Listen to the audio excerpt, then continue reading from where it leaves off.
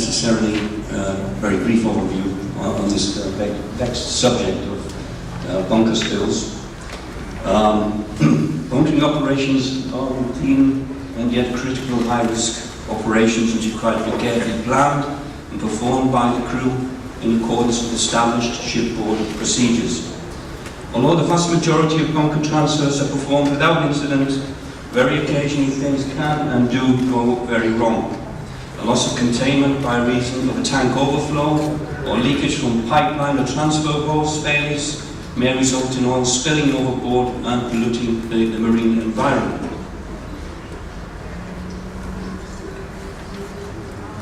So, we at the UK Club, we've seen a notable increase in the number of pollution incidents relating to bunkering operations or internal bunker transfers over the last year, particularly since the beginning of last year.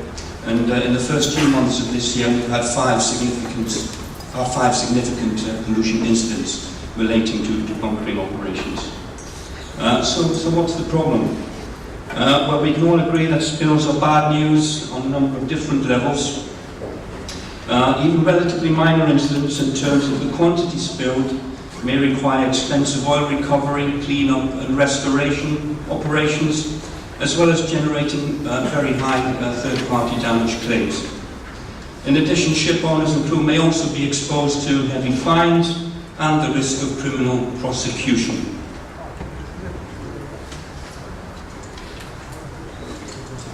So if we just look at some of the mechanisms involved here, you'll recognise that this is a bunker manifold with the supply hose, typical arrangement. It is only a minority of spills can be attributed to failure of the hose or the ship's pipeline systems. As you know, the ship's pipeline systems need to be periodically pressure tested. And generally speaking, the standards of maintenance these days are an awful lot better than they used to be. By far the majority of spills we're seeing occurs as a result of tank overflows, bunker tank overflows. And the mechanism here is that the oil is discharged from the air tank vent. It fills up the containment box around the vent or sail hole, and then it will flow down the camber and accumulate on the next to the ship's side guttering plate. If the flow of oil continues, then it won't take long before the ship's side containment is breached, and oil will then flow overboard into the water.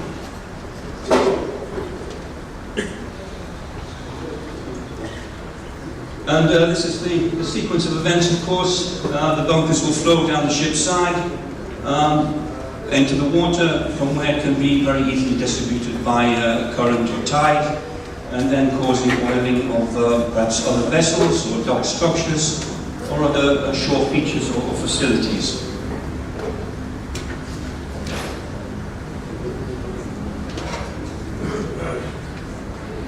So I think it's instructive to look at a simple and fairly typical case study.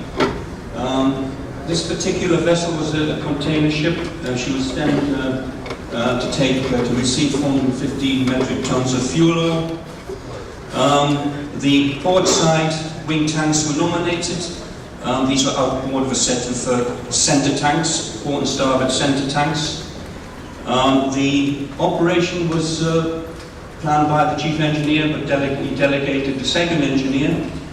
All of the bunker checklists were completed and signed off, and the operation started at 9:30. Not long afterwards, there was an overflow from one of the center tanks, and it didn't take long before for the sail hole to fill up and oil to flow on the deck, and then thenceforth flow into the dock. So what was the result here? Well, apart from a very expensive clean-up operation for a relatively small amount of oil which had escaped into the dock, there was also, the Marston chief engineer also removed from the vessel. They were interrogated by the authorities, and a fine was imposed on both persons. Now, the operation really went wrong on a number of different levels, but essentially what had happened was the second engineer simply opened the wrong valve. You can see the two valves in the illustration there. The central tank valve is on the right, the wing tank valve is on the left, and he simply opened the wrong valve. It probably didn't help the labelling, the marking of the valve. It isn't very distinct, but essentially this should have been double-checked by another member of the crew. So it's very simple, but it can have very, very serious consequences.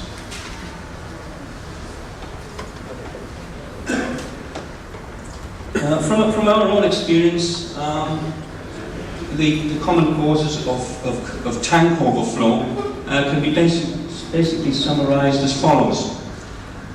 Failure to properly set up the pipeline and valve system. The main issue here is that the bunkers are being directed to where they're not intended.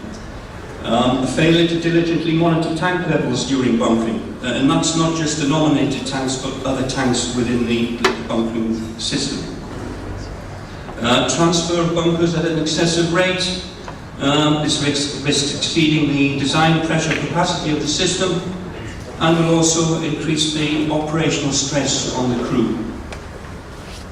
And there's a phenomenon of airlock, not unrelated to an excessive bunkering rate, but it may also occur if the ship has an excessive trim or list, which may cause bunkers to be ejected from the air vent or oil mist.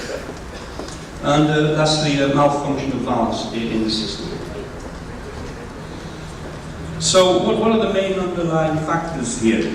Well, we've got our old friend human error, of course, and in the vast majority of cases this is a factor. First and foremost, complacency. As I said before, this is a routine operation, and that's part of the problem. You know, you get the engineers, the old hands that have done it hundreds of times before. What can possibly go wrong? Inadequate planning and failure to follow procedures. It's very rare that the shipboard procedures are at fault. It's usually the failure to actually observe those procedures.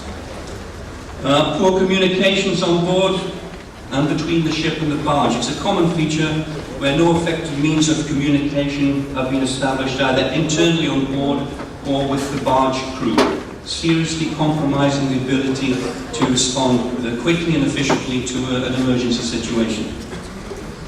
High workload, simultaneous operations and demands. Bunkering often takes place concurrently with cargo operations, taking stores, there may be surveys.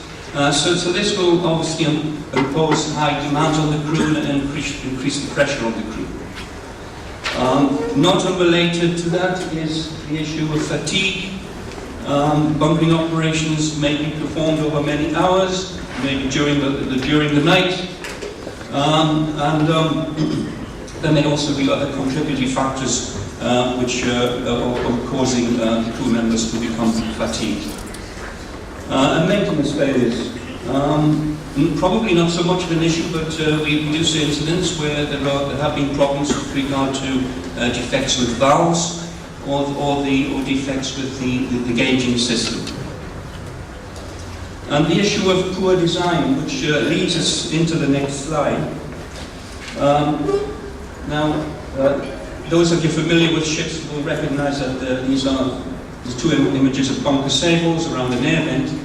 On the left-hand side, the ventilator is actually adjacent to the sail combing plate. So what happened when there was an overflow, most of the oil didn't fall into the sail, it was actually ejected directly onto the deck. On the top right-hand side, this is a Panamax bulk carrier, experienced a significant bunker spill. And you can see that the save hole is really pitifully small. I mean, it simply isn't fit for purpose at all.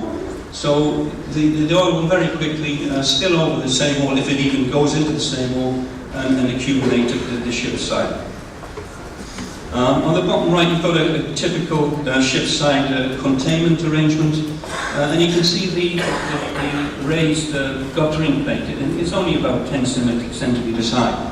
So it can be very easily breached in the event of a overflow. So we can have a look at some brief loss prevention measures.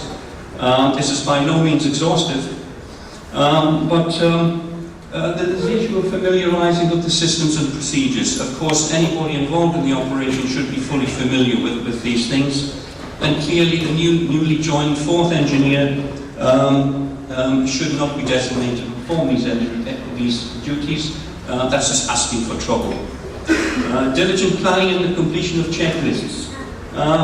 These checks have to be physically performed and confirmed. You're not just casually ticked off, as unfortunately that does happen quite often. And that does not mean the chief engineer completing the checklist on his PC in his office. These are working documents. Adequate safety margins. The maximum loading volumes of the tank should be clearly stated in the safety management system. Typically around 85–90%, but in a recent incident the plan called for some of the tanks to be filled in excess of 95% capacity. So again, you're pushing the envelope there. Very important pre-work briefing. And that involves everybody, not just the engine room staff, but also the duty deck department people. Discuss the whole plan, discuss what can go wrong, emergency procedures, so that everybody is on the same page.